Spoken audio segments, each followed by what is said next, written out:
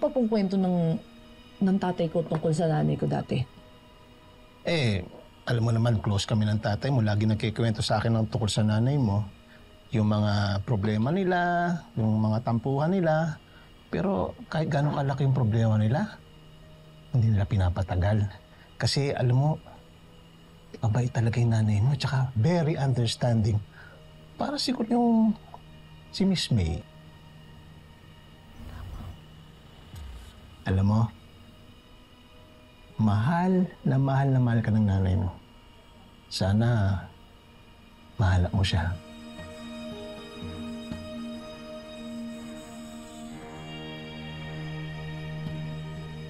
Paano, Ninong, kung hindi ko na po siya mahanap? Kung hindi mo mahanap, nandito naman ako, di ba? Pwede mong nanay, pwede mong tatay. Magulang, package. Swerte ko, Ninong. Swerte ko dahil meron po akong kayo. Kasi kahit nandiyan pa naman si tatay, nandun na po kayo para sa akin. I love you, no? Nabina, andito lang ako para sa'yo, promise. Hindi ako mawawala. Patulog ka na, ha? Pag na. Ano yan, ha?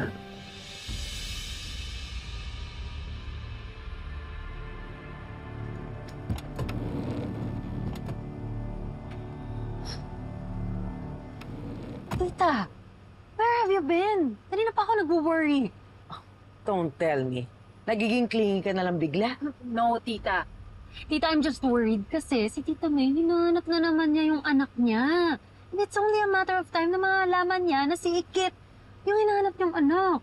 Okay, I know. So, ano bang inaalala mo? Everything! Tita, hindi sila pwede magkaroon ng mother and daughter reunion. At kung naging tragic ang buhay ni Mom, kailangan mas tragic and horrific yung magiging ending ng buhay nila. I know. Hindi talaga pwede sila magkaroon ng tearful and joyful reunion. Although yung tearful, baka naman pwede. Gusto ko yung talagang umiiyak yan si May, lalo na sa pagkamatay ng nag-iisa niyang anak na babaeng si Marikit. So, what's your plan? It's quite simple, my dear. I think it's time na tuluyan ng mawala sa mundo yang si Marikit. It's time that we stop playing nice and we get our hands dirty. Dahil papatayin na natin si Marikit.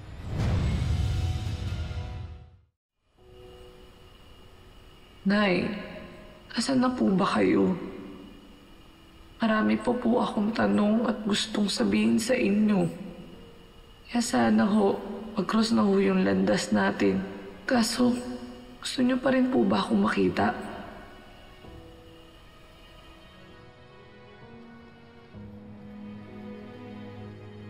Emily, anak. Gusto na kita mayakap. Makasama at mahalikan, anak. Magmula nang iniwang kita sa tatay gani mo. Walang araw na hindi kita naisip. Kahit yung araw na sinabi sa akin ni Rica at pinaniwala ako na patay ka na. May panti sa puso ko na ayokong bumitaw. Kasi naniniwala ako na may darating na milagro. At makakasama na kita. Sabi po nila walang himala. Pero sa dinami-dami ng pagsubok at panganib na pinagdaanan ko, may tuturing ko na pong himala na buhay pa rin po ako hanggang ngayon. At malinaw na sa akin kung bakit. Dahil nakatakda po tayong magkita at magkasama. Sana nga, anak. Dumating na ang panahon na yon na magkasama na tayo. Dahil sa bawat araw na lumilipas, mas lalo ako nananabig sa iyo, anak. Ngayon na alam ko Malaki ang pag-asa na buhay ka. Di ako titigil sa maghanap sa iyo, anak. Kahit anong mangyari. Kahit anong maging kapalit. Nay, sana mapilitan na po ng tuwa at magagandang alaala kasama ka. Ang lahat ng lungkot at paghihirap na dinadanas ko sa buhay ko, ikaw lang, Nay, sapat na para mabuo akong muli, lalo na wala na si tatay. Nay, mahal na mahal kita. Mahal na mahal kita, anak.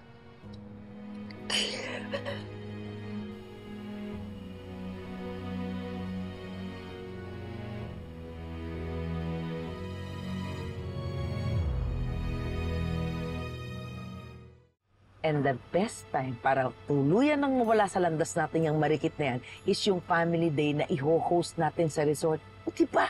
How poetic! Mawawala ng kapamilya yang si May on that day. Pero tita, hindi ba pwedeng pagsabayin na lang natin silang dalawa? Parang kill 1+1 promo para wala ng peste sa buhay natin.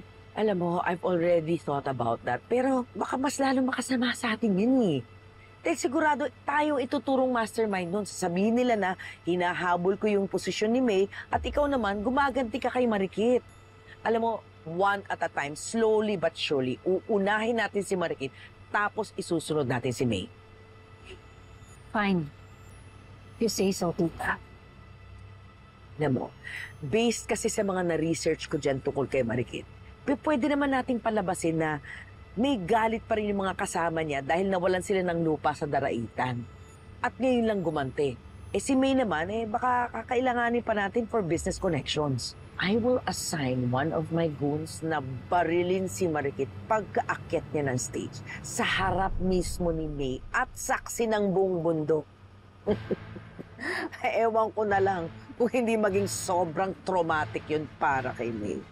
Sigurado akong guguho ang mundo niya na pwede na niyang ikabaliw. Grabe, tita. That's so tragic. Yeah. I love it.